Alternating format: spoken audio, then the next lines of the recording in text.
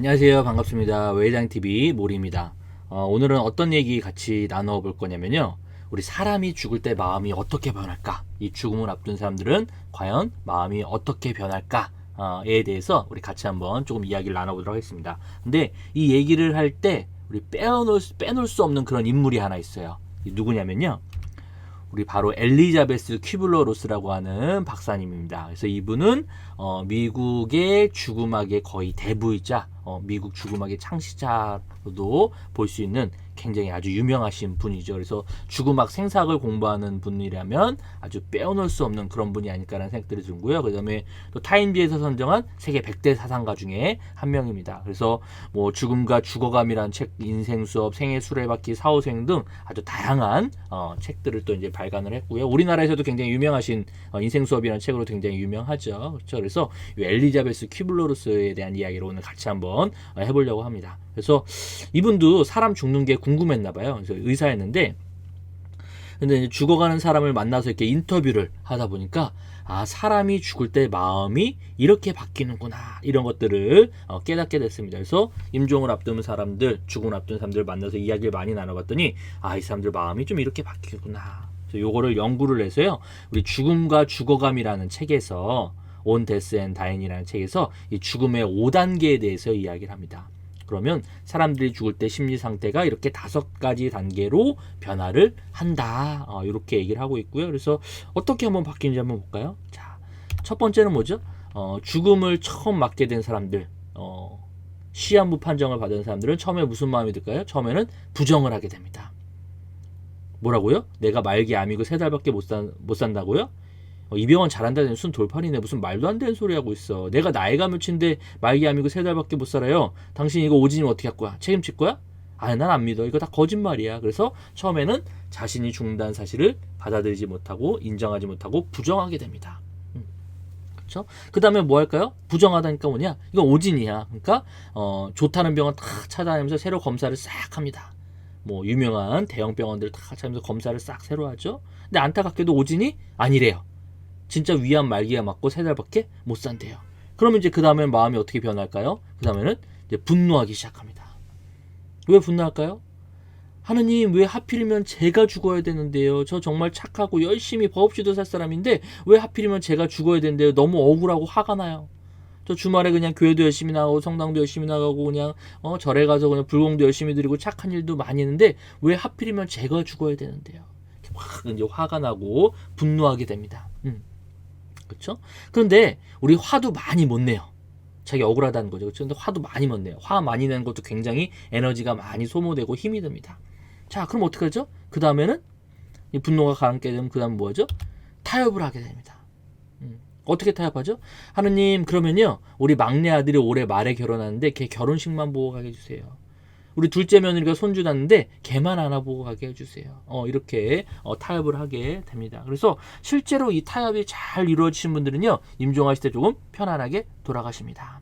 우리 아들 결혼식은 봤으니까 손주는 안아봤으니까 이렇게 타협이 이루어지신 분들은 임종하실 때 조금 편안하게 돌아가십니다. 근데 대부분은 이 타협이 잘 이루어지지 못해요. 왜냐? 본인의 꿈이 너무 커요.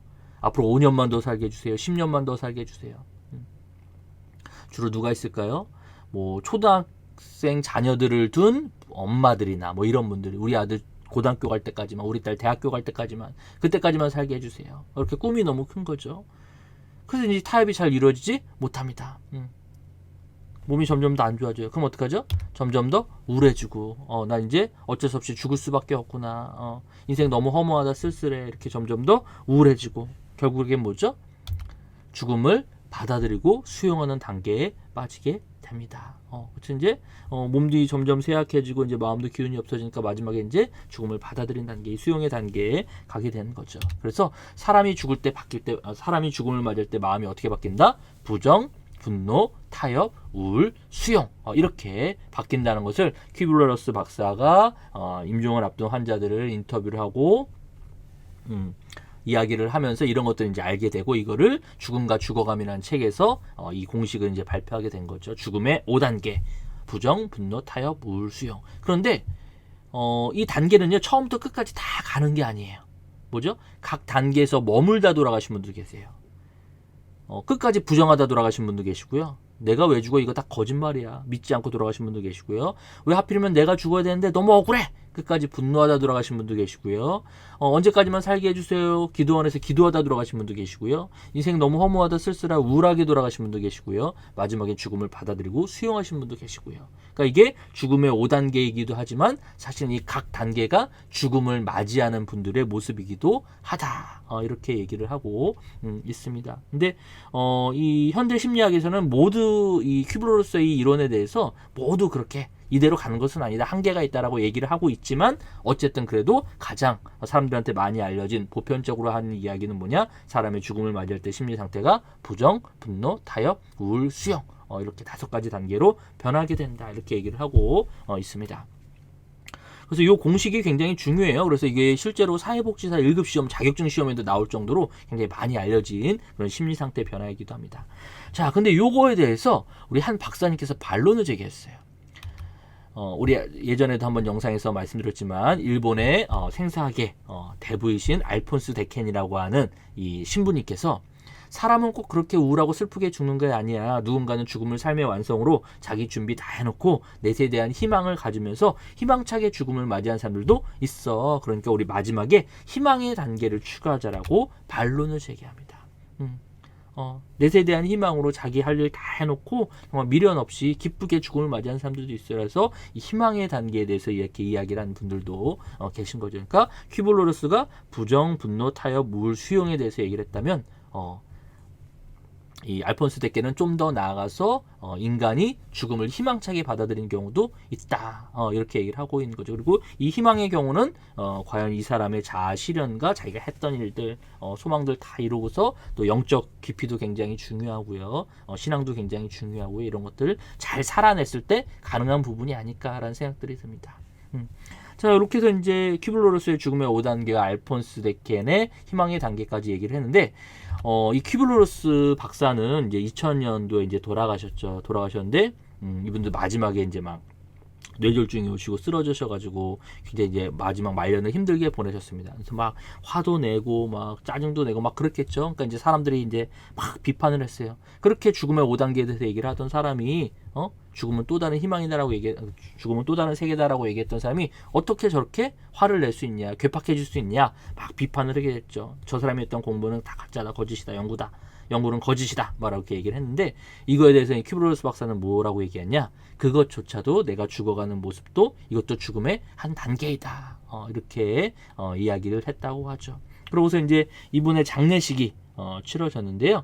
이분의 장례식에 오신 분들에게 요만한 봉투를 하나 줬대요. 그러고서 이제 추도사가 다 끝난 다음에 이 장례식을 마칠 때쯤 이 큐블로로스의 관을 딱 열고서 그 조문 오신 분들한테 아까 나눠드린 처음에 받으신 봉투를 한번 열어주세요 라고 했더니 그 안에서 나비가 나와가지고 하늘로 날아올랐다고 이야기를 합니다.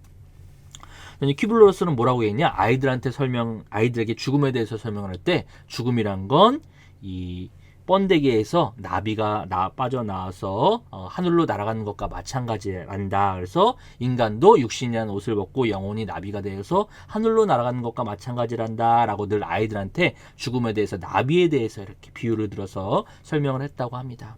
그래서 이런 장례식을 자신이 말했던 그대로 다 미리 생전에 준비를 해놨다고 하고요. 그다음에 이제 묘비명에 뭐라고 써 있었냐?